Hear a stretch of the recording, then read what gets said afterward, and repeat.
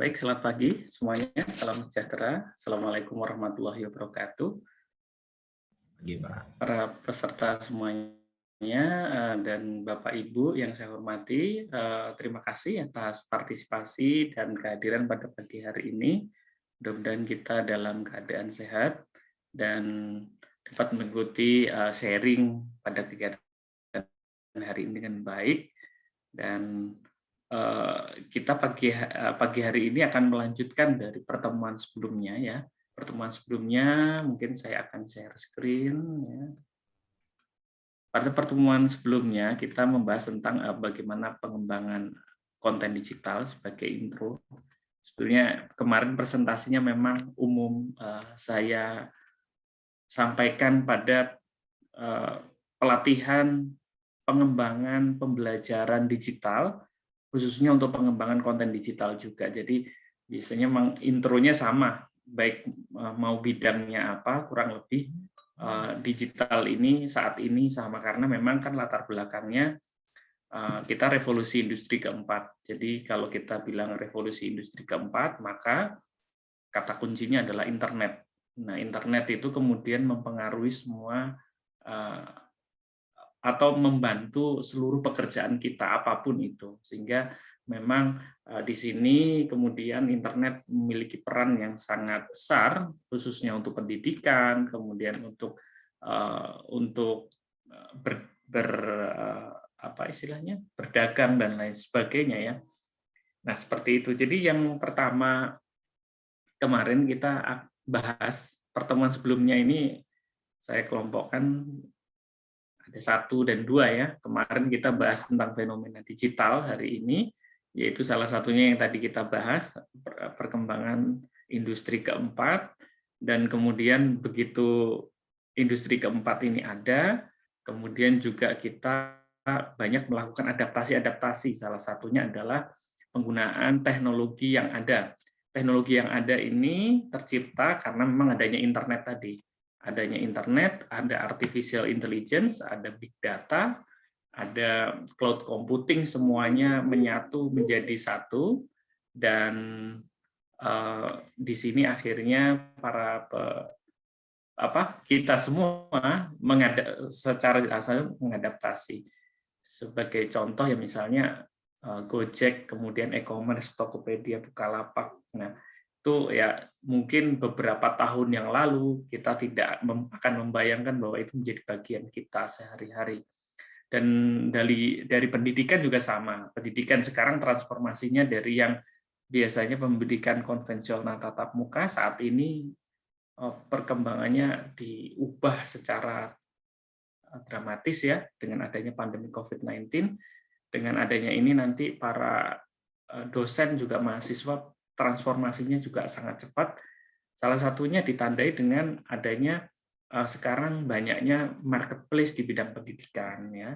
Jadi banyak sekali misalnya kayak Skill Academy, Pintaria, dan startup yang lain untuk nanti membuat satu mata kuliah yang dapat diakses secara terbuka. Karena kalau kita kemarin ngomongin revolusi industri keempat, pendidikan juga ada arah keempat, yaitu hetagogi. Hetagogi yang sekarang itu diimplementasikan oleh Kementerian Pendidikan dan Ristek itu sebagai Merdeka Belajar.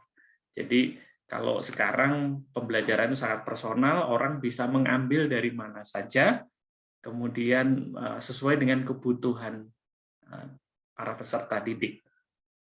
Nah, ini fenomena digital ini akhirnya khususnya karena kita dalam mata kuliah desain konten promosi digital ya, maka di sini kita juga kemarin membahas tentang strategi pengembangan konten microlearning. Saya review dulu ya. Jadi strategi pengembangan konten microlearning ini bisa kita lihat pada berbagai platform yang durasinya atau dosisnya sangat pendek-pendek. Dan ini hampir semua orang sangat sangat menyukai konten-konten yang demikian, karena memang hari ini kita telah masuk ke dalam era informasi yang begitu deras. Kemudian cara membaca kita juga sudah berbeda. Kalau dulu kita membaca dengan cermat begitu ya, buku dibaca dengan cermat. Tapi ketika kita bukan membawa buku, tapi membawa gadget. Yang kita lihat adalah notifikasi dengan cara baca scan. Jadi di scan, scan, scan. Oleh sebab itu, maka perlu strategi dalam menyampaikan komunikasi yang cepat, tapi diperhatikan. Nah, ini kemarin salah satunya microlearning, baik itu dalam hal perdagangan, ya khususnya dalam promosi digital, dan pembelajaran juga sama. Jadi pembelajaran juga dosisnya masih pendek-pendek. Jadi seperti itu. Nah, pendek-pendek ini sebetulnya microlearning ini didesain untuk daya pikat saja sebetulnya. Jadi informasi itu dikemas secara dosis kecil, kemudian diberikan. Nah, agar orang itu tahu informasinya secara cepat. Tapi kalau dia ingin belajar lebih dalam, nah pasti akan diberikan referensi. Kalau misalnya di pembelajaran dikasih materinya kecil-kecil-kecil, ya misalnya di e-learning materinya tidak panjang, tapi kalau dia ingin membaca lebih dalam materinya, maka dosen harus memberikan pengayaan, misalnya referensi jurnal dan lain sebagainya. Itu salah satunya. Nah, kemudian kalau dari segi kita promosi, ya misalnya untuk UMKM atau kita berdagang begitu, salah satunya adalah strategi pengembangan konten microlearning ini untuk daya tarik promosi dengan dosis yang sangat pendek, kemudian membuat orang ini emosi, kemudian juga turut maksudnya permasalahan di situ ada, kemudian ada jawaban, tapi kita masih penasaran nih, dibuat rasa penasarannya lebih dalam, maka biasanya dia akan memberikan satu pengayaan. Nah, pengayaan ini yang disebut sebagai misalnya dia harus melakukan aksi. Aksinya apa? Misalnya dia harus tap ini bio-nya, atau misalnya dia harus ke e-commerce-nya. Nah, ini salah satu bentuk dari strategi pengembangan microlearning. Jadi intinya kemarin itu kita tahu dulu fenomenanya, kemudian tahu dulu konten apa yang kira-kira pas dosisnya untuk saat ini. Nah, jawabannya adalah microlearning. Seperti itu. Jadi mudah-mudahan nanti kita semua juga dapat menerapkan itu. Kemudian yang ketiga, bentuk-bentuk konten promosi, tipe bentuknya ini banyak ya. Jadi, nah ini nanti yang kedua kita bahas. Jadi yang ketiga dan keempat ini yang akan kita bahas di sini. Yang pertama, kita lanjutkan ya, setelah microlearning tahu, maka di sini sebagaimana kita ketahui bersama para peserta belajar, jadi kita sekarang kan kalau kita search engine misalnya di Google ya, banyak sekali informasi apa yang kita butuhkan, dan di situ juga banyak tersedia blog-blog yang membantu kita untuk menyelesaikan permasalahan kita. Misalnya kita butuh obat begitu ya, maka blog-blog itulah yang sebenarnya mengedukasi. Dan di sini kita akan membahas tipe-tipe atau bentuk konten promosi. Ya, yang pertama adalah blog ya atau website, ya khususnya blog yang diposting, dan ini biasa kita lihat kalau sekarang relevansi hari ini dengan kesehatan, maka kalau orang akan bertanya tentang sakit apa, maka dia harus melakukan pencarian. Nah, pencarian ini menggunakan search engine, misalnya Google yang paling populer, kemudian mendapatkan rekomendasi banyak sekali halaman-halaman yang saling berkompetisi ya. Di situ kan setiap setiap perusahaan atau setiap perusahaan rintisan itu memiliki satu unit marketing yang harus halamannya nanti ketika dicari harus posisi atas ya, menggunakan SEO. Nah, maka blog-blog tadi itulah yang kita akses ya. Kita akses kemudian mendapatkan jawaban atas permasalahan kita. Jadi sebetulnya kan blog ini fungsinya untuk edukasi, jadi menjawab permasalahan dari layanan yang diberikan ya. Jadi dia memberikan servis dulu, meng-hire seorang penulis begitu ya, copywriting, kemudian dia nulis sesuai dengan konten-konten yang diinginkan, kemudian ini juga untuk menjala para konsumen yang mampir ke situ. Nah, ini yang paling umum adalah blog ya. Blog ini macam-macam nanti ya. Ada blog, kemudian ada juga kalau yang versi paling singkat itu tidak blog, biasanya ada yang namanya apa itu untuk pembelian secara cepat dan edukatif ya. Istilahnya kita menggunakan satu web yang sifatnya statis dan tidak banyak diupdate begitu ya. Istilahnya kalau lupa saya. Ya mungkin nanti teman-teman bisa diskusi, bisa menambahkan. Jadi nanti di bawahnya selalu akan ada yang namanya aksi ya. Artinya orang dibawa dulu pada permasalahan-permasalahan, kemudian data fakta, setelah data fakta, kemudian yang terakhir, mohon maaf Bapak Ibu ini saya tolak dulu.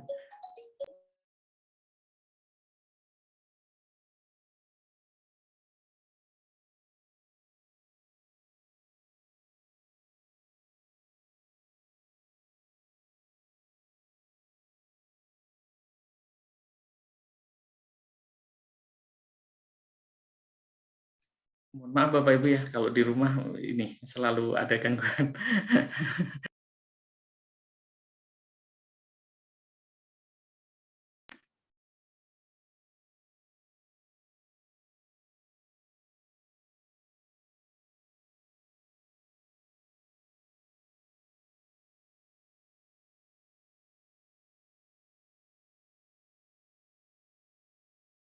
Baik, mohon maaf. Ini salah satu adaptasi baru yang mesti kita lakukan ketika di rumah. Ya, terima kasih. Kita lanjutkan lagi. Jadi tadi kita berbicara tentang tipe bentuk konten promosi. Yang pertama adalah blog ya. Kemudian blog ini macam-macam, tipikalnya macam-macam. Ada yang berupa website, ada yang berupa Google Site ya. Biasanya kalau ingin memenangkan satu yang paling mudah, salah satunya adalah menggunakan Google Map ya. Google Map itu nanti juga nyambung dengan Google Site-nya. Nah, oleh sebab itu biasanya para pelaku usaha dia diharapkan yang pertama adalah mengamankan posisi tempatnya, lokasinya dulu. Jadi nanti dengan blog yang statis ya, dengan istilahnya Google Site, dia profiling dari usahanya itu sudah ada dulu. Karena biasanya yang di search itu masuk yang paling teratas itu pertama Google Map, kemudian YouTube ya salah satunya. Jadi nanti itu masuknya video, tapi biasanya untuk penerapan blog ini kita bisa lihat dari penggunaan blog statis dengan Google Map. Kemudian berikutnya yang paling umum adalah mengamankan dengan e-book ya. Tipe e-book ini banyak sekali. Misalnya saya sangat favorit dengan misalnya ini ya. Nah, ini salah satunya Rianto Astono ini saya juga ya kita bisa lihat ya. Jadi bagaimana beliau membuat satu bentuk e-book kadang-kadang ya. Kemudian artikel-artikel dia bangun dari blognya, awalnya memang membuat blog seperti ini, kemudian juga nanti ini sangat berhubungan sekali ya. Jadi dia memberikan banyak sekali tips trik yang berkaitan dengan yang dicari oleh para pengguna, dan dia juga menggunakan berbagai media. Di sini juga ada podcast, dan podcastnya juga ada yang berupa video, dan ini menurut saya sangat menarik. Jadi awalnya memang ini sebetulnya apa yang dipodcastkan itu apa yang ditulis di sini. Jadi dia menulis, tapi kadang-kadang orang malas baca, ada yang senangnya dengar begitu, maka dibuatlah itu dibaca ulang ya, orang mesti dibacakan karena memang itu sesuai dengan kebutuhan hari ini. Beberapa orang memang tidak banyak waktu untuk misalnya membaca, dia maunya multitasking sambil mengerjakan pekerjaan yang lain, dia sambil mendengarkan ada informasi. Nah, salah satunya ini.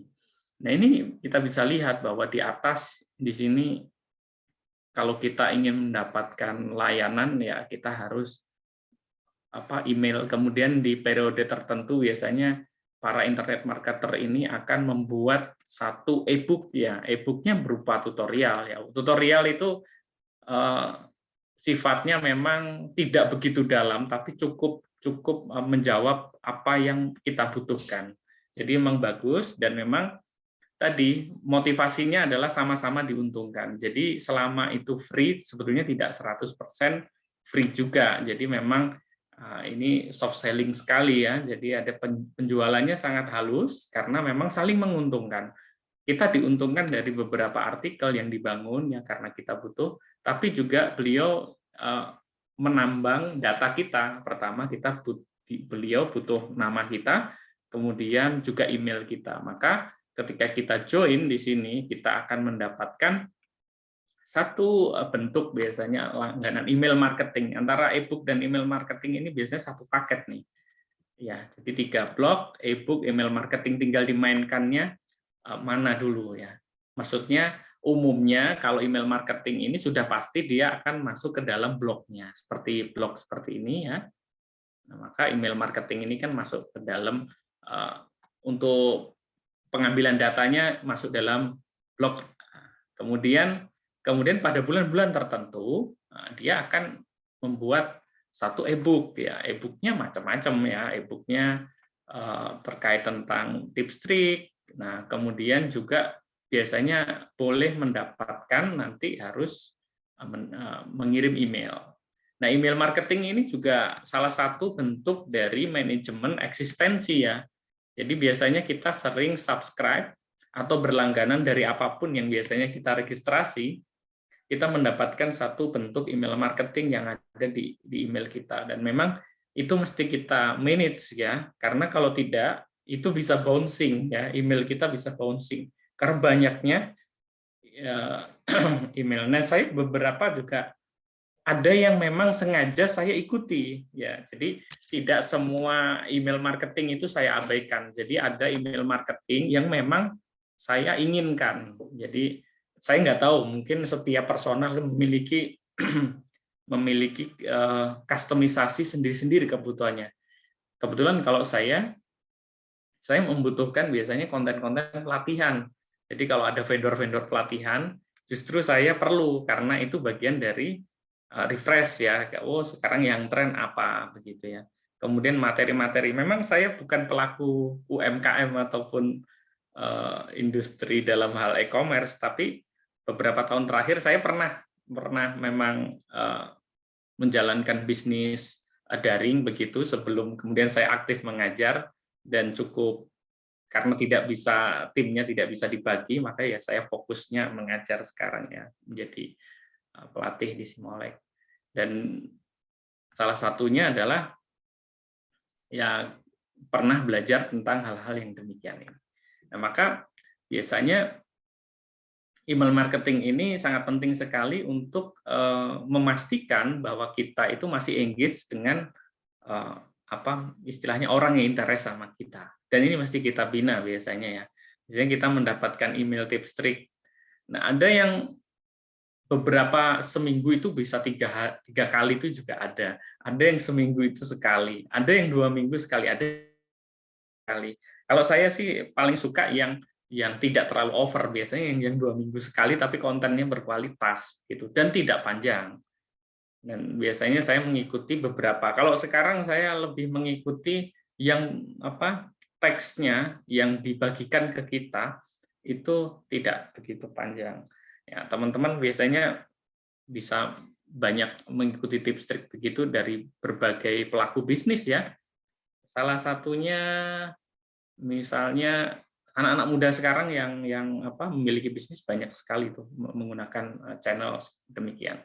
Kemudian setelah tadi blog, e-book dan email marketing, biasanya ini dalam satu kesatuan ya. Dan e-book ini sebetulnya menjadi satu produk magnetnya biasanya agar orang itu nanti bisa masuk. Nah, maka orang itu kan penasaran sama isi ya. Kadang covernya dikasih yang bagus, kemudian juga isinya daftar isinya bagus, maka orang itu sangat penasaran dengan judul yang sangat luar biasa. maka orang rela kemudian emailnya dimasukkan seperti itu ya. Berikutnya di sini yang akan kita bahas nanti salah satunya adalah video. Nah, tipe bentuk konten promosi karena kita kemarin berbicara tentang internet, maka video saat ini itu menjadi konten yang sangat saat ini tuh urgent dan memang diminati begitu. Kenapa? Karena memang infrastruktur hari ini sudah baik, tidak sama mungkin 5 atau 10 tahun yang lalu tidak demikian. Misalnya saya memiliki Facebook itu saya masih ingat tahun 2008 dan tahun 2008 konten video tidak sepopuler sekarang. Dulu itu orang hanya mengupload agenda foto-foto pribadi. Tapi kalau sekarang kan apapun ya, infografis, kemudian campaign, kemudian apapun itu disajikan melalui medsos. Dan hari ini kalau kita lihat medsos apapun, kita lihatnya pasti cenderungnya video, misalnya Facebook, misalnya Instagram, apalagi sekarang transformasi dari Instagram juga arahnya ke TikTok kan, jadi dengan produknya Reels, dan kemudian karena TikTok juga sangat populer dan cepat, ya saya nggak tahu itu algoritmanya. Jadi kalau kita menjadi konten kreator di Instagram atau TikTok, kadang-kadang kita lebih memilih ke TikTok. Kenapa? Karena memang cepat sekali growth-nya. Jadi kita banyak dilihat begitu, memang itu sangat bagus, berbeda dengan misalnya kayak kan kalau TikTok ini kan dari Tiongkok ya, jadi memang khusus begitu. Kalau yang lain kan dari misalnya dari Amerika ya, Facebook, Twitter. Jadi percepatannya sedikit berbeda begitu kalau kita bisa rasakan. Jadi teman-teman biasanya kalau kita amati teman yang membuat suatu konten-konten di TikTok itu growth-nya sangat tinggi, dan saat ini juga TikTok mendukung untuk akhirnya arahnya ke juga karena penggunanya banyak, salah satunya untuk jual beli, jadi iklan dan lain sebagainya bisa dimainkan di sana. Jadi kalau dulu sekarang ini justru Facebook yang agak ditinggalkan begitu ya. Dulu orang yang rame-rame di Facebook, sekarang agak jauh meninggalkan. Ini kita ngomongnya bukan pengguna yang ini ya, tapi lebih kepada untuk promosinya ya, untuk promosi. Jadi orang lebih banyak sekarang ke TikTok karena masa depannya ada di sana. Kemudian karena TikTok populer, YouTube juga mengadopsi yang demikian. Makanya kalau kita lihat beberapa video Deddy Corbuzier, kan dulu awalnya sejam, sekarang sudah mulai kalau teman-teman mengikuti sudah 30 menit ya, 30 menit. Karena ternyata podcast itu dianggap kita itu bisa nonton lama, tapi makin ke sini orang juga akhirnya balik lagi. Dia memiliki keterbatasan waktu, dan di YouTube akhirnya mengeluarkan satu fitur modelnya kayak TikTok, namanya Shorts ya. Jadi memang semua berkompetisi ingin seperti TikTok. Nah, video ini menjadi satu bentuk konten yang paling diminati hari ini. Karena sebetulnya kalau misalnya untuk pembelajaran, misalnya kita ngomongin karena saya paling banyak berbicara di digital learning. Jadi video itu mampu menggantikan tatap muka seperti itu. Jadi kehadiran, kan kita ngomongin virtual ya nih. Virtual itu kan mesti harus ada kehadiran. Nah, kehadiran seseorang itu kan harus ada wajahnya, kemudian ada suaranya. Minimal kalau wajahnya nggak kelihatan, ada voice over-nya. Nah, ini bagian dari engagement yang terbangun. Karena dengan video di situ ada sesuatu yang bergerak, entah itu adalah kontennya, entah itu grafiknya, itu bergerak. Sehingga kalau secara teori, teman-teman bisa banyak baca, dengan adanya banyak perhatian itu kita juga interest. Dan akhirnya makin ke sini perkembangan keilmuan video juga makin berkembang secara psikologi ya. Artinya orang tidak betah lagi nonton yang panjang-panjang, sekarang yang pendek.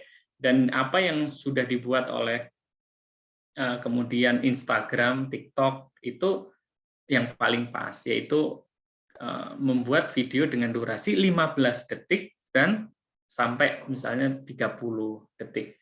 Dan ini sebenarnya sudah kita lihat kok Bapak Ibu ya, dari dulu kala. Kita kalau melihat iklan di televisi itu kan juga durasinya 30 second ya. 30 second, 60 second gitu ya.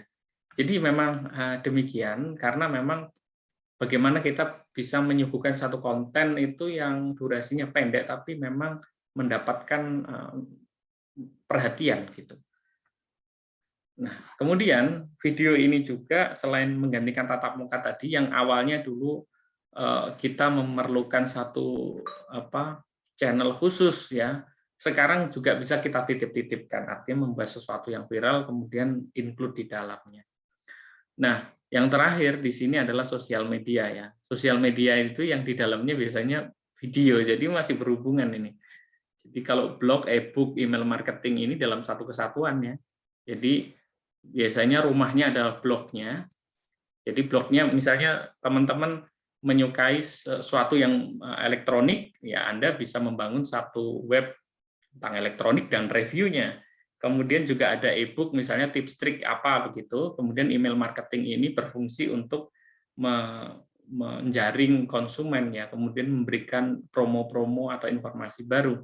Kemudian kalau kita pengguna sosial media, ya misalnya kita jualan kuliner gitu, kita biasanya umumnya akan memiliki sosial media terlebih dahulu karena tidak langsung ke blog begitu ya. Kalau UMKM itu yang paling mudah dicapai adalah sosmednya dulu. Nah, sosmed ini tentunya akan kita bahas secara detail, secara kontennya, konten promosinya. Tapi yang paling umum adalah video, karena sosmed hari ini yang kita bahas tadi, TikTok, Facebook, IG, kemudian YouTube, itu arahnya ke video. Kenapa video ya? Karena video hari ini sudah sangat mudah kita jangkau karena kuota dan infrastruktur sudah mudah. Tidak seperti dulu ya, kalau dulu kan mahal sekali, bahkan untuk telepon, SMS mahal, kalau sekarang sudah ada WA dan lain sebagainya. Nah, maka di sini teman-teman kita bisa lihat bahwa sosial media ini bisa memiliki peran yang macam-macam. Padahal sosial media ini kalau dijelaskan lebih panjang akan menjadi satu ilmu yang sangat besar sekali, tapi ini kita mengenal dulu yang kulitnya dulu, yaitu tipe bentuk konten promosinya ya. Oke, mungkin teman-teman juga bisa lihat, dan teman-teman saya pikir memiliki pengalaman di bidang yang sama terkait tentang bentuk konten promosi ini, karena selama informasi saat ini yang kita dapatkan umumnya memang dari sosmed ya, termasuk dari grup percakapan WA, kemudian juga sosial media itu banyak sekali yang hanya saja nanti gini, konten itu kualitasnya kan akan ada ya, sehingga nah ini sangat apa ya, istilahnya memang harus banyak diulik ya. Kadang-kadang ada kok kontennya yang sangat premium tetapi view-nya sedikit ya, ada yang agak receh begitu tapi view-nya besar. Nah, itu mesti tahu bahwa karakteristik audiens itu seperti apa, demografi dari produknya seperti apa. Nah, itu sehingga nanti menghasilkan satu konten. Jangan sampai nanti idealis di kontennya tapi tidak nyambung ke end user yang akan kita sasar begitu. Oke, itu terkait tentang tipe bentuk konten promosi. Yang keempat ya, kita akan belajar tentang desain konten digital dengan Canva ya. Tapi sebelum itu kita harus belajar dulu tentang ini teman-teman. Jadi perancangan konten dulu. Nah, perancangan konten tentunya tadi sudah kita bahas. Yang pertama harus tahu dulu, mungkin di paling atas ini kita tambahkan.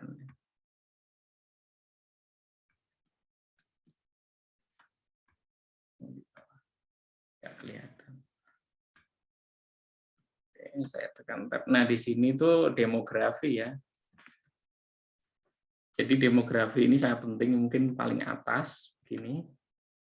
Jadi kalau kita mau merancang konten, maka yang harus kita tahu dulu adalah demografi. Nah, demografi itu mencakup apa ya? Mencakup biasanya umur ya, paling umum ya, umurnya dari berapa ke berapa.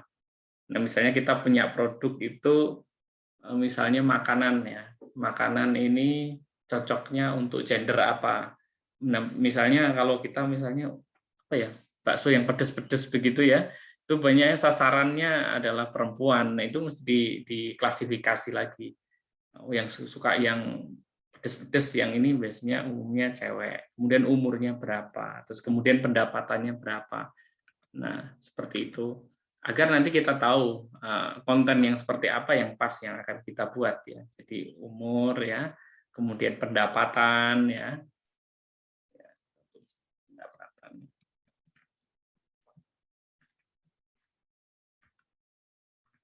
Kemudian bisa juga dengan misalnya gender ya. Jadi kenapa mesti mengklasifikasi gendernya? Karena penting sekali nih. Kalau teman-teman memiliki produk fashion, mesti tahu dulu untuk laki-laki atau perempuan. Kemudian nanti juga masalah gender ini karena akan menurunkan yang namanya di bawahnya ini adalah brandingnya. Jadi kalau perempuan mesti menggunakan palet warna yang seperti apa, dan perempuan itu perempuan yang kelasnya seperti apa juga begitu. Misalnya perkantoran ataukah yang casual di rumah itu sangat berbeda. Jadi demografi ini memegang peranan yang sangat penting sekali sebelum kita masuk ke aplikasi. Jadi teman-teman kalau memiliki produk ya mesti sangat berempati ya. Mungkin teman-teman pernah mendengar apa itu satu mata kuliah ya dulu namanya design thinking. Jadi menyelesaikan permasalahan dengan pendekatan kreatif. Ya salah satunya harus yang pertama itu empati dulu. Kita berempati menjadi konsumen. Jadi berempati itu kalau saya jadi konsumen, nanti produk apa yang saya harapkan, kemudian pelayanan yang seperti apa yang kita akan harapkan begitu. Nah ini masuk di sini ya. Jadi karena demografi ini nanti akan menurunkan mungkin di sini ya itu ya brand ya, branding. Nah, branding ini dari sini ya, jadi dari karakteristik atau aspek-aspek ini. Jadi dari konsumennya, jadi demografi konsumen ini nanti yang akan menjadi branding. Nah, branding ini apa saja? Branding ini yang paling umum branding kan masalah citra logo ya, kemudian branding apa warna ya, identitas warnanya. Kemudian juga biasanya lebih ke paling penting branding itu adalah kinerjanya. Jadi kinerja itu kalau misalnya ternyata kalau kita beli ke toko A itu servisnya sangat bagus. Nah, artinya berarti brand itu tidak hanya serta-merta pada logo dan warna saja, tapi juga kinerja atau layanan. Jadi kinerja atau layanan itu bagian dari branding juga. Kalau kita menggunakan maskapai kan juga sama ya. Maskapai ini brandnya seperti ini, warnanya seperti ini, berikut juga layanannya ini akan sangat diingat oleh jadi branding ini kalau dibahasakan itu pencitraan ya, bahasa awamnya adalah pencitraan. Di pencitraan itu adalah dari bentuk, dari identitasnya ya, warnanya, kemudian dari kinerja. Yang paling penting malah di sini ya, kinerja toh. Nah, kinerja ini berhubungan dengan produknya. Jangan sampai nanti sebetulnya ya nah ini ada yang kadang-kadang produknya biasa, tapi kalau bisa mengolah branding yang bagus jadi eksklusif. Tapi menurut saya ini tidak adil ya. Jadi memang semua itu harus seimbang. Kalau memang produknya sangat bagus ya harus di branding dengan sangat bagus agar nanti jangan sampai nanti kayak kita kecewa begitu. Ternyata brandingnya bagus, ternyata produknya nggak bagus karena ini masuk ke dalam kinerja atau layanan ini yang bentuknya mesti seimbang. Jadi demografi penting, kemudian demografi akan menurunkan suatu branding ya. Nah, berikutnya di sini ada perancangan konten yang berikutnya. Jika kita sudah tahu tadi bentuknya, oh iya, paling gampang misalnya saya akan membuat satu sosial media ya, maka kita bisa membuat lagi seperti ini. Misalnya kita membuat misalnya kita membuat toko baru ya, toko baru misalnya saya toko baru di bidang apa, kuliner. Nah, maka kalau kita akan menyiapkan satu desain promosi, ya kita harus merancang dulu. Yang pertama kita harus tahu tadi demografi dan brandingnya. Nah, yang paling bisa dicapai yaitu kita akan membangun ini tadi promosinya ya. Ya, media promosi ya. Media promosinya yang paling umum karena kita tadi tahu, karena biasanya kalau untuk membuat blog ini untuk unit-unit usaha yang agak besar atau orang yang memiliki kompetensi di bidang itu. Misalnya begini, saya walaupun misalnya memiliki warkop Indomie begitu ya, warkop Indomie atau angkringan, kalau saya memiliki kompetensi di bidang misalnya membangun sebuah website ya akan saya buatkan, tapi pada umumnya orang tidak langsung ke sini. Biasanya yang paling sangat menjangkau dengan cepat itu adalah sosmednya dulu. Maka media promosi ini yang paling ini misalnya medsos ya. Medsos ini apa ya? Misalnya yang paling banyak digemari saat ini yang pertama sesuai dengan yang saat ini lagi populer dan yang pelanggannya paling banyak. Apakah itu kita harus TikTok ya? Ataukah harus IG? Ataukah harus Facebook ya? Nah, seperti itu. Nah, kemudian apakah YouTube begitu ya? Kadang YouTube juga memiliki peranan sangat penting untuk pencarian. Nah, media promosinya sudah kita dapatkan misalnya. Nah, kemudian kita akan membuat satu bentuk manajemen ini, ya manajemen promosinya ya. Manajemen promosi ini macam-macam nih. Nah, di sini perancangan konten ini, kalau teman-teman sudah tahu sasaran siapa, brandingnya seperti apa, maka yang berikutnya adalah ini tadi. Jadi kalau kita ingin mengemas sosial media, yang bisa kita mainkan, kalau kita tidak bisa menggunakan tidak bisa produksi biasanya dengan menggunakan user generate content, artinya merepost konten-konten dari pengguna. Jadi misalnya Anda pengusaha UMKM di bidang kuliner, nah nanti ada pembeli yang misalnya puas Anda di tag, nah itu nanti di repost ya, itu salah satunya. Atau dari orang lain juga, jadi konten-konten yang lain ini. Jadi konten-konten yang ada di-generate lagi, kemudian di-post lagi atau dikemas. Kemudian yang kedua adalah testimoni pelanggan. Ini paling umum. Biasanya kalau teman-teman lihat di Tokopedia begitu ya, di Tokopedia itu atau di e-commerce yang lain, pertama katalog baju, gambar baju 1, 2, 3, kemudian yang keempat itu testimoninya. Kemudian juga misalnya di deskripsi akan dilengkapi dengan videonya. Nah, ini salah satu bentuk penguatan-penguatan daripada promosi. Nah, seperti itu. Jadi testimoni pelanggan ini sangat penting. Jadi kalau kita tadi memiliki, kita sudah memiliki medsosnya, kemudian manajemen promosi, ya kita yang pertama ini tadi kita bisa repost ya. Repost konten, kemudian testimoni ya. Testimoni ya, biasanya testimoni ini kalau untuk baru-baru memang diminta, umumnya diminta. Jadi minta tolong nanti kalau sudah menerima barangnya mohon direview seperti itu. Kemudian juga kadang-kadang ada tips trik informasi.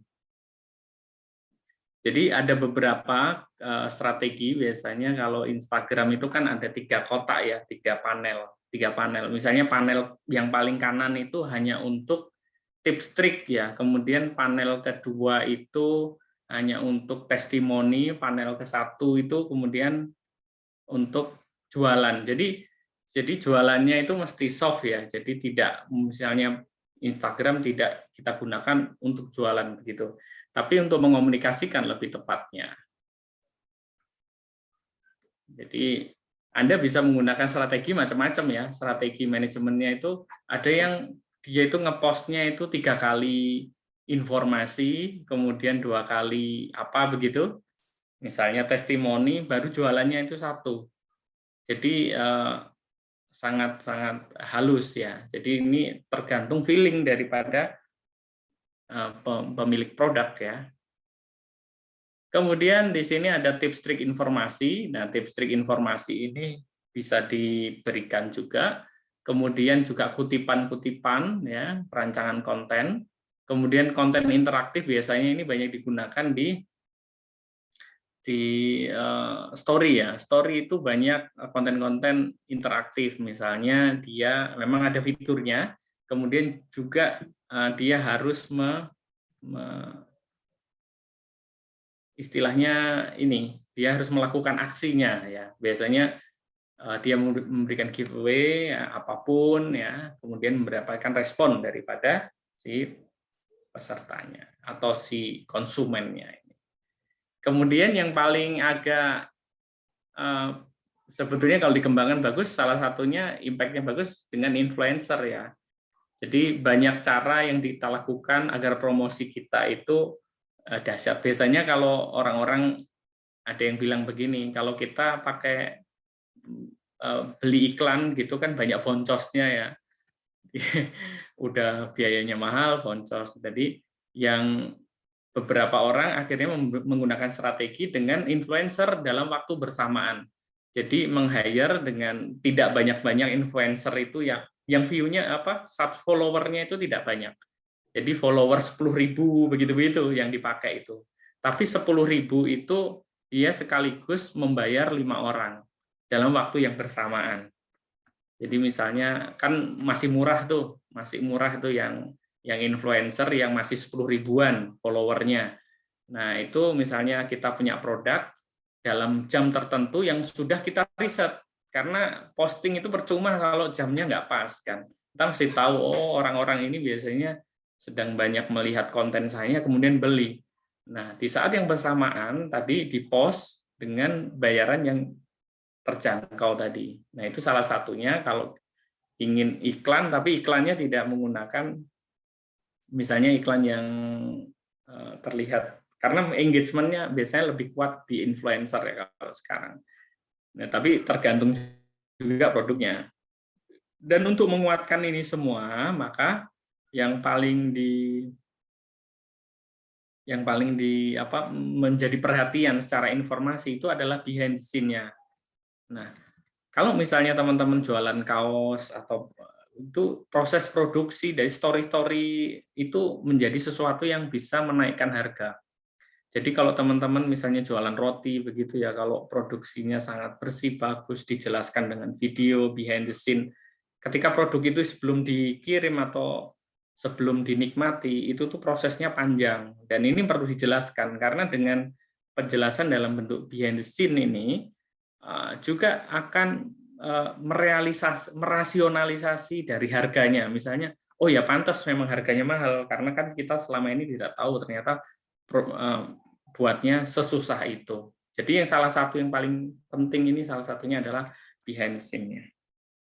Karena bisa jadi kita akan mendapatkan satu yang bagus kalau kita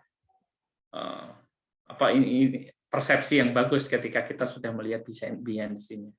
Nah, ini sangat penting dan ini biasanya mesti ada pembaruan ya. Jadi artinya dengan adanya kepercayaan itu bisa dibangun salah satunya dengan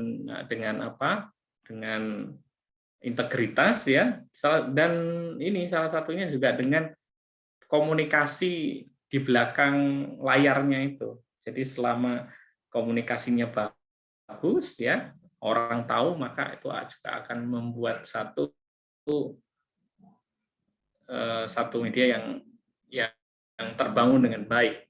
Nah, ini semua nanti para peserta juga bisa menganalisis ya. Jadi artinya desain konten promosi berbasis digital atau IT ini kalau mata kuliahnya kan yang merancang Pak Gatot, jadi bahasanya mungkin agak sedikit berbeda ya. Ini kan kalau di sini promosi berbasis IT ya, promosi berbasis IT. Ya, kita masuk ini promosi berbasis IT, tapi sebenarnya kalau lihat deskripsi mata kuliahnya kita lebih kepada desain kontennya. Ya, sebelum masuk ke desain konten ini, nanti hari ini saya akan demo dengan Canva. Nah, kita harus paham dulu, dan sejauh ini saya pikir ini sudah bisa diikuti ya. artinya ini yang lazim para peserta temui di internet ya. Jadi lazim ditemui di internet, dan sehari-hari kita juga melihat iklannya. Kadang-kadang tidak iklan yang kita lihat, kadang-kadang explore video di IG, tapi sebetulnya itu video tapi berisi juga iklan, karena iklannya nyempil di belakang saya. Nah, ini kita mesti tahu semua, dan ini rangkaiannya. Nah, salah satunya kita akan membahas tentang desain konten digital ini dengan tools yang paling mudah kita temui, yaitu dengan Canva ini. Oke, di Canva ini kita dimudahkan sekali sekarang dengan adanya teknologi cloud computing ya. Jadi Canva ini itu pertama menggeser tools desain, misalnya Photoshop dan lain sebagainya. Yang kedua juga menggeser peran dari ini aplikasi yang sangat dibenci oleh para desainer ya, karena desainer sekarang ini sudah ada yang instan begitu, tapi tetap namanya desainer tetaplah desainer yang memang memiliki pasar tersendiri, karena ini kan untuk penggunaan cepat. Kalau dulu kan memang terbatas ya orang yang bisa tools editing. Kalau sekarang semua orang bisa edit dan template-nya sudah tersedia. Bahkan template-nya juga dibangun oleh para desainer. Nah, artinya kita tinggal menggunakan. Nah, Canva ini adalah aplikasi yang digunakan untuk mendesain apapun ya. Kalau Anda bisa lihat di sini template atau fiturnya, Anda bisa membuat poster ya, card untuk bisnis pun ya, mulai dari presentasi, website, logo, kemudian invoice, macam-macam. Kalau untuk marketing ya kaitannya dengan kita untuk membuat poster, flyer, infografik ya, newsletter, proposal, macam-macam. Jadi ini banyak sekali yang kita gunakan. Tapi yang paling direkomendasikan ya untuk ini ya, untuk post sosial media, kemudian untuk video. Karena video saat ini memang memiliki peran sangat penting, dan umumnya memang didesain kalau di Canva ini menggunakan pendekatan mobile, karena memang pengguna device peranti yang dipakai di seluruh dunia ini umumnya adalah ini apa itu namanya mobile ya, artinya smartphone ini yang paling banyak daripada kita menggunakan apa itu namanya, daripada kita menggunakan misalnya komputer atau laptop. Dan ini datanya bisa Anda ambil di AppG, biasanya AppG kalau untuk Indonesia ya. Kalau untuk ya global, Anda bisa mengambil data dari We Are Social atau Hotsuite. Di sana juga bagus tuh. Termasuk di situ juga ada riset tentang di Indonesia ya, pengguna internetnya berapa, kemudian yang pakai HP berapa, yang pakai komputer berapa, dan di situ penyajian datanya jauh lebih enak dilihat ya. Tapi kalau untuk lokal Anda bisa menggunakan AppG ya. Jadi Asosiasi Pengguna Jasa Internet di Indonesia. Jadi misalnya saya ingin jualan di Pulau Sulawesi begitu. Di Pulau Sulawesi ini penggunanya apa? Di situ datanya sudah sangat lengkap disajikan. Sebelum nanti kita masuk ke ranah promosi. Balik lagi ke Canva, aplikasi ini diciptakan oleh orang Australia, jadi ini besutan dari Australia. Kemudian fokusnya adalah untuk pengembangan desain, ya. Desainnya adalah instan. Ya, pertama adalah untuk kepentingan presentasi, kalau untuk kita biasanya mobilitas pekerjaan, kemudian juga untuk sosial media. Nah, di sosial media ini karena tadi kita kan kalau misalnya membangun sebuah promosi, pastikan yang bisa dijangkau dulu adalah medsos ya. Nah, medsos ini sebetulnya salah satu kalau kita ingin merapikan Instagram ya,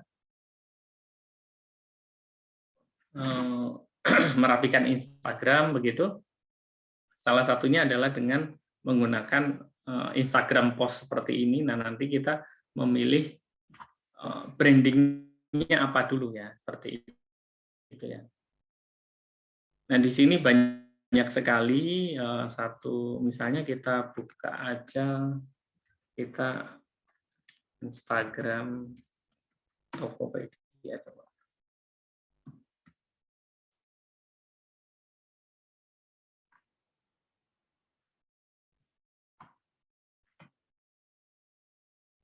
Oke, ada beberapa Instagram produk saya nggak punya ini. Bentar.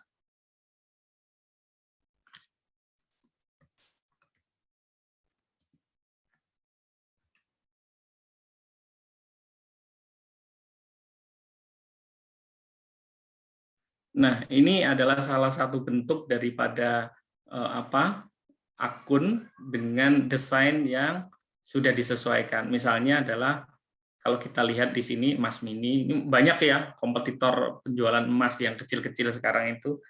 Misalnya dia harus menentukan pertama tadi sesuai yang kita bahas. Jadi harus ngerti brandingnya, kemudian demografinya.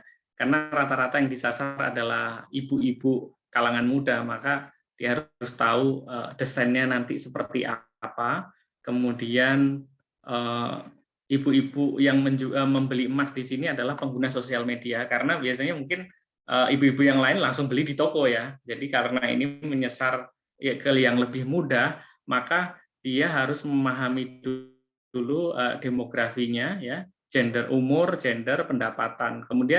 Kemudian dia akan membranding pertama logo, kemudian warna dan kinerja. Dan di sini karena kita belajar tentang tadi konten menggunakan Canva, di sini brandingnya adalah hijau ya, yang dimaksud. Dan di sini kita bisa lihat ya, ini konten-kontennya. Jadi konten-kontennya ada yang langsung jualan, ada yang memang ya tips trik dan apapun ya. Jadi seperti ini. Dan kalau teman-teman tahu bahwa kita bisa lihat, nah seperti ini yang dibilang tadi. Kita akan membahas tentang apa itu namanya user generate content dan testimoni. Nah, salah satunya testimoni ya seperti ini ya, seperti ini pembeli pertama. Nah, yang perlu digarisbawahi di sini, kalau teman-teman ingin membangun sebuah desain promosi, khususnya di sosial media, ya harus menggunakan branding yang sama, setara warna. Kedua adalah menggunakan momentum-momentum. Ya misalnya kemarin itu banyak viral BTS, ya berarti tim kreatifnya harus ngepas-ngepasin apa saja yang bisa nyambung dengan BTS, misalnya beli dan tabung sekarang BTS-nya. Nah, ini salah satu dari bentuk strategi marketing ya. Nah, di sini juga teman-teman bisa lihat.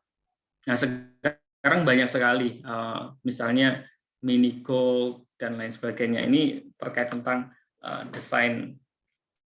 Dan di sini juga diberikan story-story. Nah, ada juga yang seperti ini, misalnya casing dulu tuh saya ada yang bagus ya. Jadi artinya ini biasanya Instagram ini kan 3 nih, brandingnya misalnya warna biru dongker. Jadi yang bagian sini ke bawah ini tuh isinya video semua. Video itu ya dia ngambil user generate content. Jadi yang berhubungan dengan apa itu tujuan daripada atau tema dari ini semua itu video semua. Yang kedua, di sini adalah tips trik. Kemudian yang sini, bagian sini, ini semua adalah isinya jualan.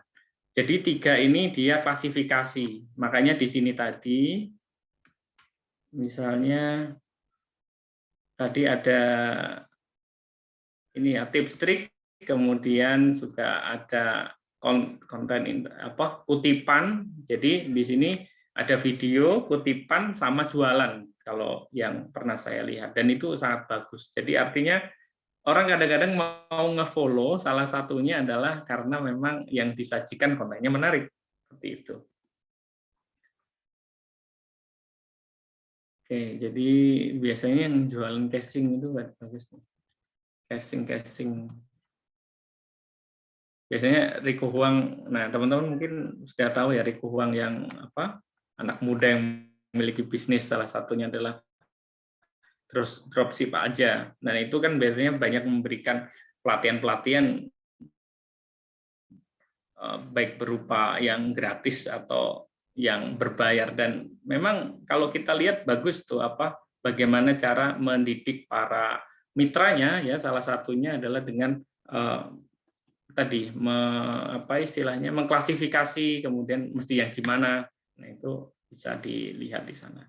Oke, mungkin itu ya terkait tentang penerapan dari peran daripada Canva ini salah satunya adalah dengan kita bisa membuat satu bentuk. Nah, brandingnya disesuaikan. Mau layout yang seperti apa, kalau di Canva ini kan udah sangat instan ya. Misalnya tadi katakanlah saya adalah bagian kreatif atau pemilik daripada emas mini misalnya.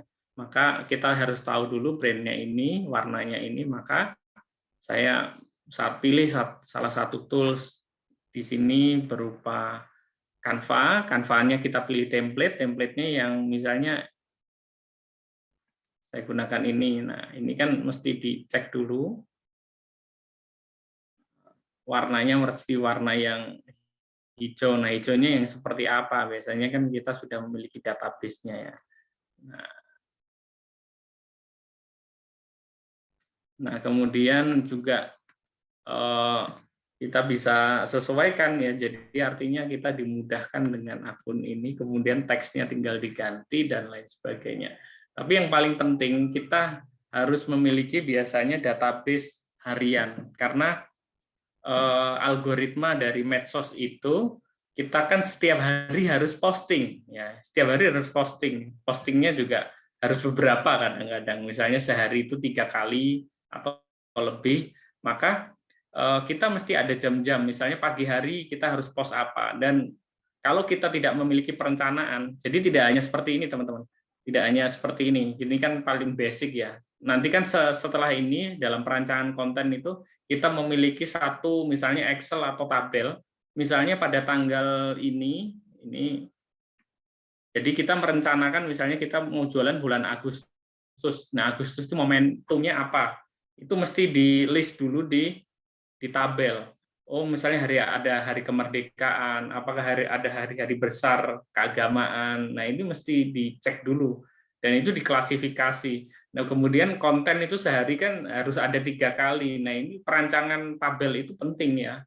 Jadi jadi kita itu tidak tiba masa tiba akal. Jadi artinya oh besok mau apa tapi belum ada konsep sama sekali. Jadi sebenarnya konsep itu sudah dipikirin dari jauh waktu kalau kita ingin hasilnya maksimal.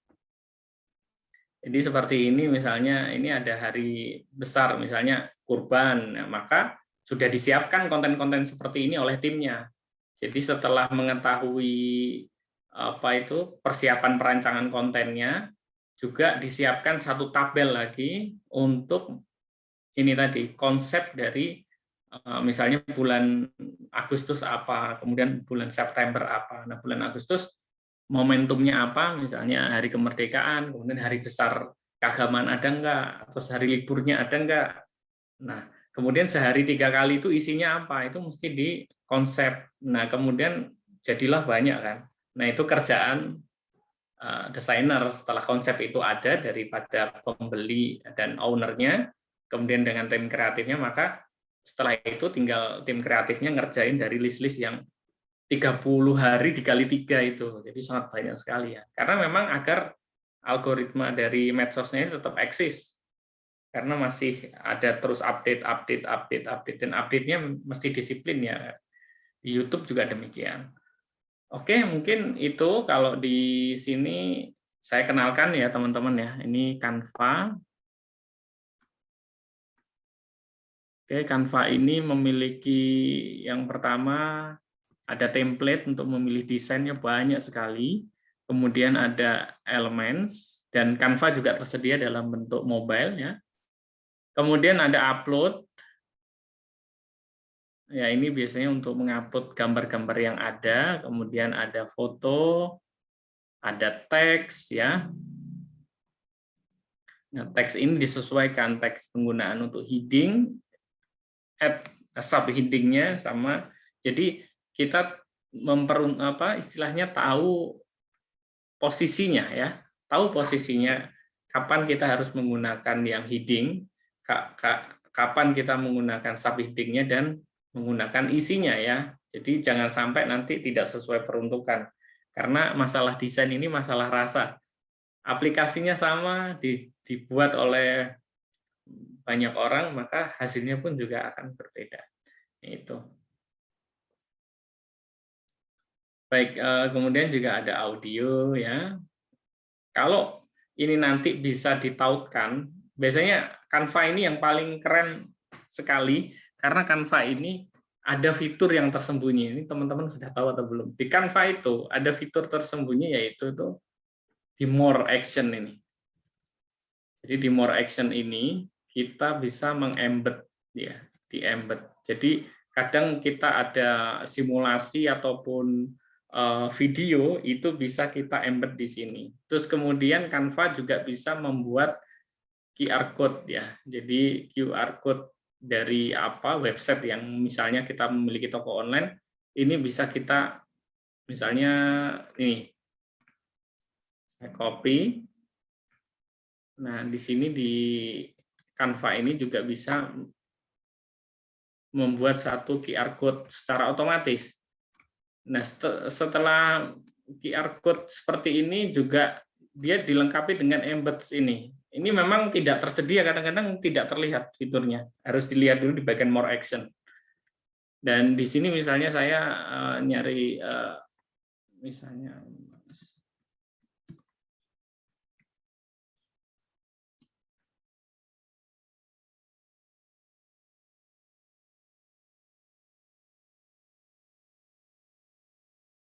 nah misalnya ini ada review misalnya.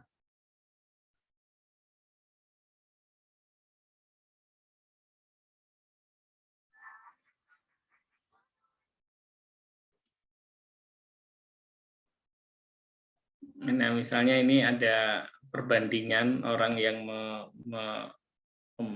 membandingkan ini misalnya. Nah, ini videonya bisa misalnya kita salin ya linknya. Dan di sini, di Canva ini, Canva juga bisa menyajikan seperti ini.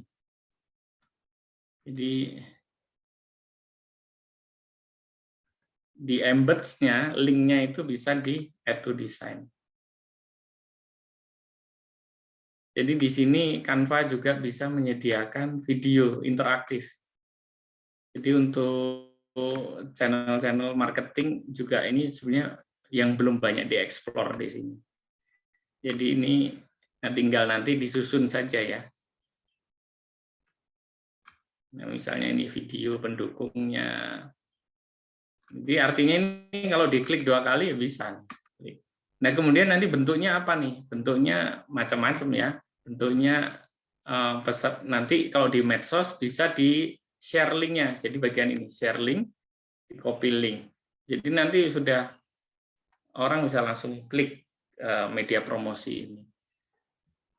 Mungkin itu saja para peserta. Setelah ini kita diskusi. Mungkin saya tidak sampai pukul 11 karena mungkin sesuai dengan apa yang sudah kita bicarakan tempo pertemuan pertama, kita kayaknya cukup 2 jam saja. Jadi nanti kalau ada pertanyaan nanti silahkan. Mudah-mudahan minggu depan saya sudah menyiapkan satu kelas online. Jadi karena ini saya juga memiliki pekerjaan yang lain, kemarin belum cukup untuk mengerjakan ini ya, kelas online-nya. Jadi nanti saya menggunakan Google Classroom, teman-teman nanti bisa mengikuti materi-materinya di sana ya, yang kita kompilasi. Mungkin itu aja teman-teman, kalau ada pertanyaan boleh silahkan. Atau diskusi, saya malah senang kalau teman-teman misalnya ada punya pengalaman, nanti kita bisa share ya. Oke. Pur, mau tanya, yang tadi Ya. embed-embednya itu di mana ya? Embed-nya itu di sini, saya share screen. Di bagian ini, Mas. Di bagian More Action. Klik bagian sini. Iya, enggak ada ya. Enggak ada ya? Yang ini, embeds. Oh, sematkan. Iya, ya. Ada. Siap. Ada ya. Jadi di sini banyak, bahkan kita biasanya kalau saya menggunakan media, bahkan Spotify podcast pun bisa kita embed gitu ya. Jadi di embed ini tuh isinya banyak. mulai dari YouTube, kemudian Vimeo. Kalau Vimeo kan diblokir ya kalau di Indonesia ya. Kemudian Spotify, misalnya kita memiliki konten-konten podcast dan banyak lagi yang lainnya. Nah, ini yang biasanya konten. Misalnya kalau video bisa kita copy, misalnya add page. Nah, ini kita bisa, nanti videonya kita taruh di sini. Kita besarkan atau kita kecilkan, ini tergantung kebutuhan. Jadi nanti konten Anda akan jadi lebih menarik sebetulnya dengan adanya. Nah, biasanya ini belum banyak yang mengeksplor ke sini kalau untuk Canva, karena pada umumnya orang mengenal Canva ini kan hanya untuk apa ya, membuat Canva ini hanya membuat ini apa itu Presentasi. namanya? Iya, presentasi, kemudian membuat ini poster, itu saja. Infografis ya. Infografis. Tapi ternyata fitur tersembunyi ada di More Action ini, ya tinggal kita mau embed apa. Dan ini nanti mudah kalau kita ingin membagikan, jadi ini dengan cara di More Action yang pojok kanan atas ya, ini harus di-share link ya, dibagikan linknya. Dan ini kalau Anda memiliki website, Anda bisa menggunakan di bagian bawahnya, share-nya see all nih. Ini banyak. Anda bisa embed atau Anda bisa simpan dalam apapun, misalnya bahkan untuk di-share ke Mailchimp aja, untuk email marketing aja ada di sini. Kemudian Anda kalau ingin membuat tips trik, Anda bisa menggunakan fitur yang namanya present and record. Seperti apa nih present and record? Ya sebenarnya untuk video screencast. Jadi kita memaparkan satu produk, nanti wajah kita kelihatan begitu. Dan hasil akhirnya yang bagus karena Canva ini menggunakan teknologi apa ya istilahnya, cloud computing, sehingga kita tidak perlu install kalau kita menggunakan di komputer. Dan penyimpanannya juga otomatis di sana. Kemudian juga nanti membagikannya orang itu menggunakan link saja. Jadi artinya tidak membebani daripada pengguna untuk download kontennya. Ya, jadi orang lihat dia tinggal diakses begitu. Nah, ini sangat menarik. Nanti teman-teman bisa explore ya. Oke, sekilas tentang Canva itu tadi banyak yang bisa kita gunakan.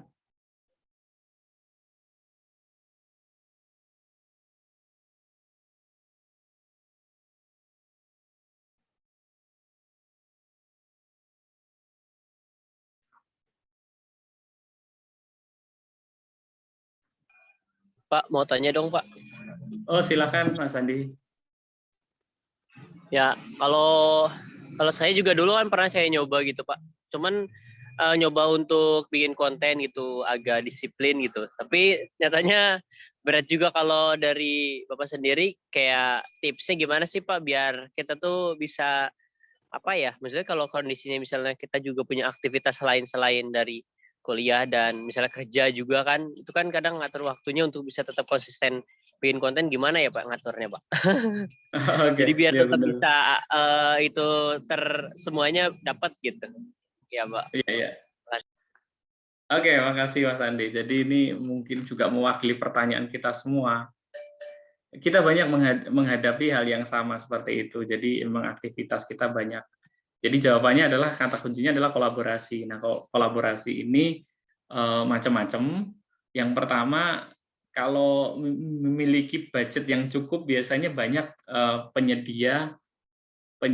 Jadi misalnya tadi Mas Andi sudah memiliki branding yang cukup begitu, maksudnya persiapan brandingnya ada, misalnya warnanya apa, logonya apa, sudah ada dulu. Kemudian tinggal yang dilakukan Mas Andi adalah tadi membuat tabel tadi, jadi tabel harian. Jadi sehari ini mau post berapa kali, maksudnya mau 3 kali, 3 kali ini temanya apa, pada bulan apa. Jadi misalnya ini kita katakanlah tadi yang Agustus atau September, kita rancang dulu tuh kontennya isinya apa di situ. Nah kemudian yang layout atau mendesain itu dengan Canva ini ya, desainernya, itu kita yang disebut dengan kolaborasi tadi. Kalau memang biasanya kita memiliki budget, ya kita tidak usah kolaborasi, kita membayar biasanya per bulan kalau nggak salah 750 itu. Ada yang seperti itu, tapi kan ya cukup lumayan kalau misalnya kita bisa kolaborasi, misalnya salah satu yang bisa kita tawarkan, misalnya teman-teman bisa mencoba, itu kolaborasi dengan teman-teman dari SMK Multimedia yang butuh magang. Jadi ini yang banyak belum kita ketahui, bahwa banyak sekali, misalnya katakanlah di Jakarta saja, di Jabodetabek lah, teman-teman bisa tahu bahwa yang program keahlian multimedia, desain grafis atau DKV, itu di anak SMK itu banyak sekali.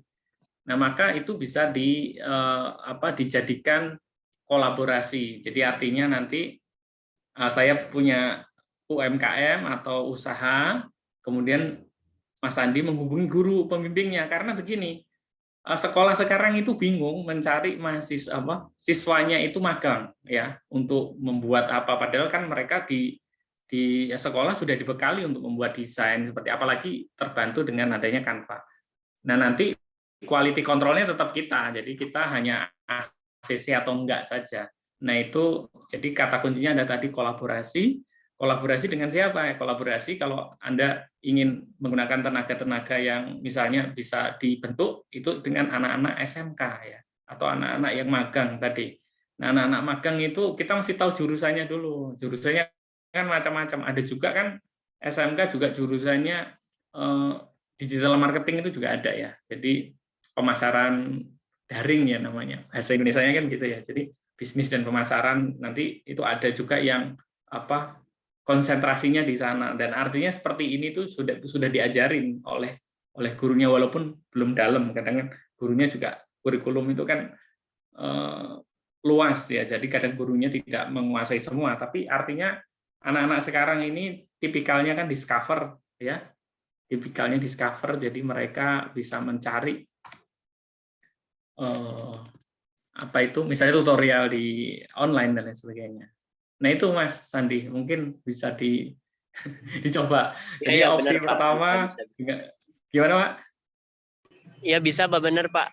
Kalau emang nggak itu ke bayar orang ya Pak ya. Iya, Kalau iya. nggak yang lebih budgetnya lebih murah juga ini ya magang ya Pak ya. Anak-anak Betul, magang, yang magang. baru ini buat latihan mereka kita juga Betul, kebantu gitu ya Pak ya. Kita betul, bayar betul. sepidinya gitu. Oke Pak. Iya, kadang-kadang mereka ini sih hanya membutuhkan sertifikat kan, apalagi sekarang daring kan. Jadi kerjaan ini bisa dilakukan, dan biasanya itu bagian dari siswa. Siswa harus mendapatkan permasalahan dari luar kan, di luar sekolah mereka gitu. Itu tugas magang itu salah satunya memberikan pengalaman itu. Jadi nanti tinggal dicari saja tuh sekolah-sekolah yang di terdekat yang ada jurusan multimedia, desain grafis, yang dekat itu ya multimedia, animasi, desain grafis, DKV, atau persiapan produksi ada yang untuk grafis itu. Karena di SMK ini kan konsentrasinya banyak, tapi biasanya mendapatkan apa itu istilahnya materi yang kurang lebih sama. Jadi tinggal nanti kan mereka tahu tools, tapi kan nggak tahu konsep. Jadi biasanya kelemahan anak SMK ini gitu. Jadi kadang-kadang skill karena memang disiapkan sebagai tenaga terampil untuk itu. Kadang-kadang untuk konsep kayak gitu ya kita mesti yang paling ini. Karena pengalaman saya juga demikian, Bapak Ibu. Jadi saya membuka magang biasanya untuk pengembangan media. Nah, saya biasanya rekrut anak-anak SMK, juga anak-anak D3 biasanya. Kenapa saya rekrut anak D3? Karena anak D3 ini kan secara usia udah dewasa, kemudian kalau dikasih penjelasan begitu langsung cepat gitu tanggap, oh udah tahu karena udah dewasa. Kalau anak SMK mesti tergantung anaknya. Kalau memang anaknya passionnya di situ, dia juga cepat, hasilnya juga sangat bagus. Nah, biasanya kami request ke sekolah, kami ingin klasifikasinya mahasiswa ini, siswanya ini atau mahasiswanya ini. Kemudian kami biasanya minta portofolionya dulu sebelum magang gitu. Nah, itu sangat membantu sekali. Jadi anak magang bukan kayak dulu suruh fotokopi misalnya. Ya kita harus tahu cari sesuai dengan kebutuhan kita. Dan kadang-kadang sekolah itu nggak tahu. Jadi kan jumlah anak sekolah ini banyak ya. Kadang-kadang mereka itu nggak tahu masih kemana begitu. Nah ini yang kita itu yang harusnya menjemput gitu, yang istilahnya kita dari UMKM, dari industri itu yang menjemput mereka.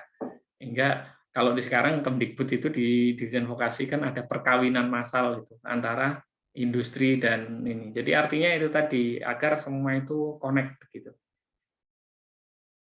Mereka juga diuntungkan dari permasalahan yang dihadapi UMKM ataupun industri.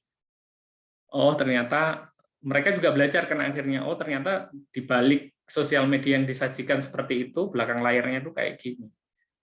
Nah, kemudian nanti yang ngerti selera, yang ngerti mesti kayak gimana itu direksinya kan di misalnya Mas Andi, jadi yang harus mengarahkan. Oke, mungkin itu ada pertanyaan lagi kira-kira?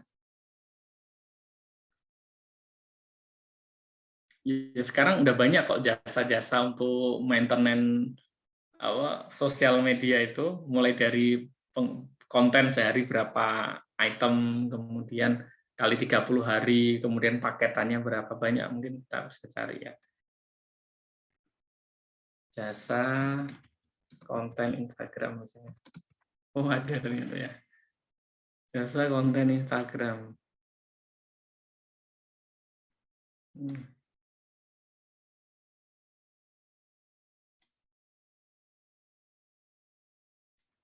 Coba kita lihat. Ya, jadi maintenance seperti ini sudah harganya ada yang mulai 300-an, 400, ada yang 700, macam-macam. Nanti tunggu dibuat kayak seperti Canva lah, Pak. Gimana, Pak? Tunggu dibuat Iya. seperti Canva, jadi tinggal masukin. Saya mau ini nanti tinggal pencet. Ya, Mas Andi. Pasti ke depan ada, Pak. Saya rasa karena pengembangan AI ya, artificial intelligence. Nanti seperti Canva itu nanti juga ada. You mau konten apa, tinggal dipencet. Seleranya apa, pasti ada. Karena bertebaran itu konten pasti masuk. Nanti pasti ke depannya ada. Jadi tinggal bayarnya lebih murah lagi. Betul. Iya benar. Jadi versi tinggal ini ya Pak, masukin logo konten IG-nya. kayak Canva tadi. Jadi tinggal masukin logo kita ini, nah nanti dia tinggal kita masukin mau apa-apa, tinggal jalan sendiri dia. Mesin learning yang jalan. Betul. Nah, saya ke depan sih seperti itu ya, Pak. Betul. Ke depan kan ya kita kan tidak pernah menduga ada Canva yang sedemikian membantu sekarang. Dan bahkan kita dulu itu dipusingkan karena kita itu skill di Photoshop itu nggak meningkat gitu. Taunya paling ya Magic One Tool sama nge-crop gitu kan. Jadi kita nggak ada skill yang expert gitu, nggak nambah-nambah, kecuali kita memang fokus dan fokus kemudian ngambil course kemudian atau mencoba sendiri secara otodidak. Tapi dengan adanya Canva ini ternyata permasalahan yang kita tidak banyak memiliki waktu tadi itu terjawab. Oh ternyata sudah ada template. Oh ternyata sudah ada fitur ini. Dan sangat terbantu. Nah seperti ini aja udah jadi peluang ya ternyata kan. Ada yang 400.000 per bulan ya paket basicnya, 8 konten feed ya gitu ya. Gratis revisi, gratis posting, ide konten ya dia. Pasti waduh. Seperti ini. Ya artinya kemungkinan ya ini mereka saya pikir yang pengguna seperti ini yang pemilik bisnis seperti ini juga sudah memiliki satu template yang besar. Jadi memang sudah ada pasarnya tersendiri di antara mereka. Mereka itu sudah memiliki banyak itu istilahnya template yang tinggal digunakan, diganti warna, ganti teks begitu. Jadi ya tadi jawabannya adalah brandingnya apa nih? Ganti logo, ganti warna, fontnya mereka suka yang apa? Oh ini, ya udah. Berarti tinggal nanti mereka menciptakan konsep di awal, dan itu kayaknya mungkin sudah ada aplikasinya, ya tinggal ganti. Seperti ada tuh satu penyedia icon ya. Setiap penyedia icon itu sampai kita itu bisa mengganti semua jenis icon yang ada di web itu dengan branding sesuai dengan warna kita. Jadi misalnya kita ungu begitu ya, ya kita ungunya yang seperti apa, kita ganti semua itu, semua icon di situ ganti semua. Nah, seperti itu. Jadi artinya semua itu bisa di-generate secara ini karena memang teknologi yang memungkinkan. Mungkin Mas Andi ada yang mau disampaikan lagi? Cukup. Ya, jadi nanti Mas Andi bisa berkolaborasi dengan sekolah atau politeknik karena mereka kadang-kadang bingung mencari tempat magang, ya. Khususnya SMK sih paling ini. Kalau bisnisnya kita masih kecil, Pak, apakah masih diakui, Pak? Bisa gitu, Pak? Bisa. Gitu.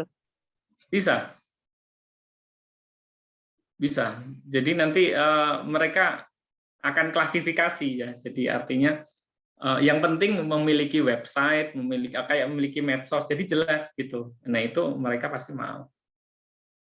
Kadang itu dari serapan sekian murid itu kurang. Nah apalagi kalau misalnya Mas Andi itu dapetinnya itu tidak di daerah tersebut. Misalnya Mas Andi kolaborasi dengan kota lain begitu, di daerah begitu maksud saya. Misalnya kita mau kolaborasi sama anak di daerah Jawa Tengah begitu, itu sangat memungkinkan sekali, mereka sangat terbantu. Dan di sana kita nggak mikir sekolah itu selalu negeri ya, misalnya ada sekolah-sekolah swasta begitu, dan itu banyak sekali dan mereka bingung juga mau magang di mana gitu.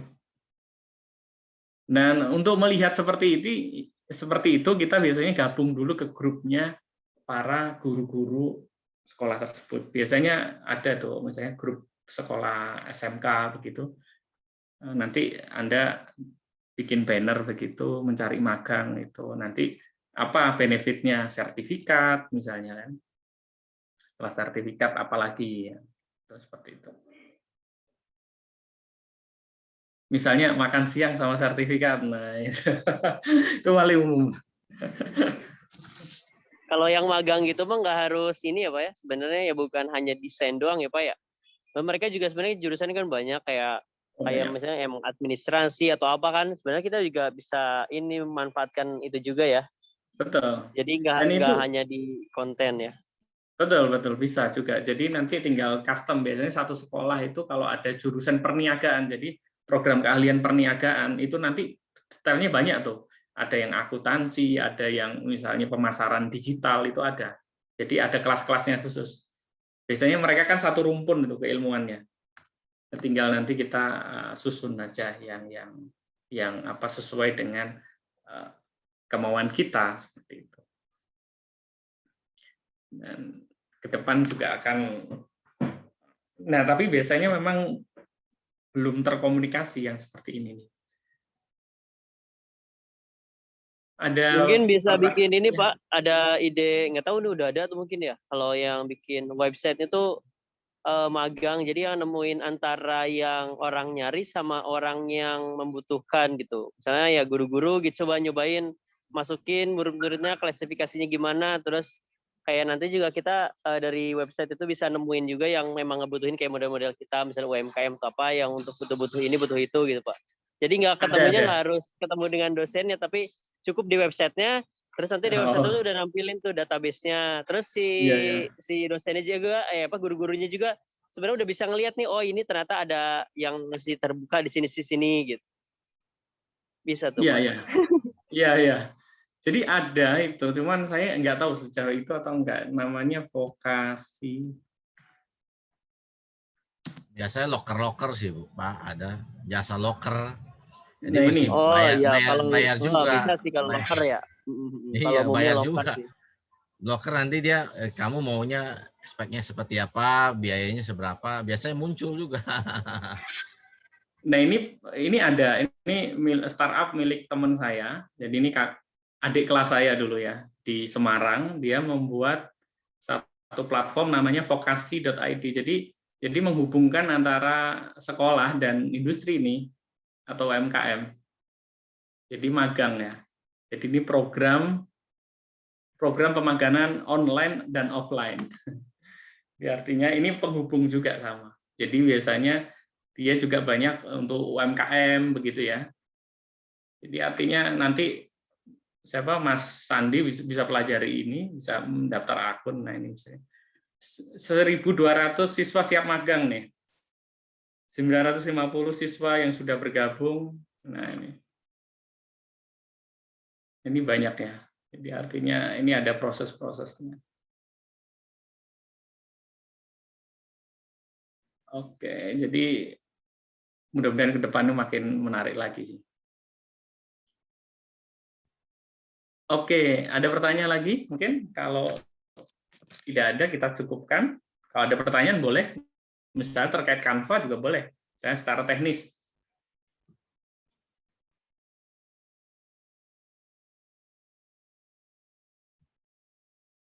Jadi Canva ini sekarang sangat membantu ya. Jadi untuk tadi desain konten, kemudian untuk publikasi dan kita membuat satu rancangan-rancangan yang baik, itu sangat terbantu sekali. Nah, mungkin itu dulu yang dapat kami sampaikan. Mudah-mudahan ini ada sedikit manfaat dan ada informasi baru untuk para peserta semuanya.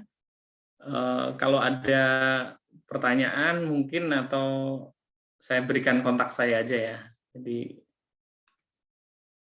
ini kontak saya sudah ada di grup WA, jadi saya langsung japri saja kalau ada misalnya yang ingin didiskusikan.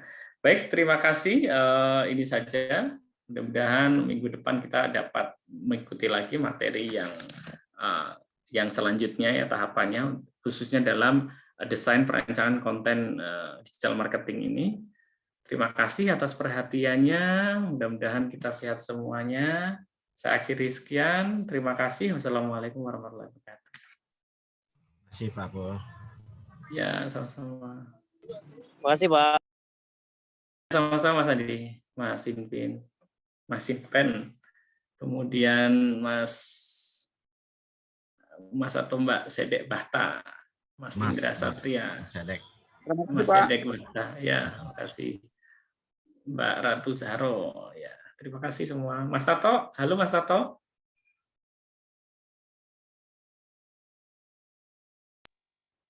Ini saya kembalikan ke Mas Tato aja berarti hostnya. Tadi ada absennya nggak ya Pak? Ada di kolom chat itu. Oh, saya nggak ada Pak. Tadi keluar dulu. Oke. Sudah ada kirim lagi.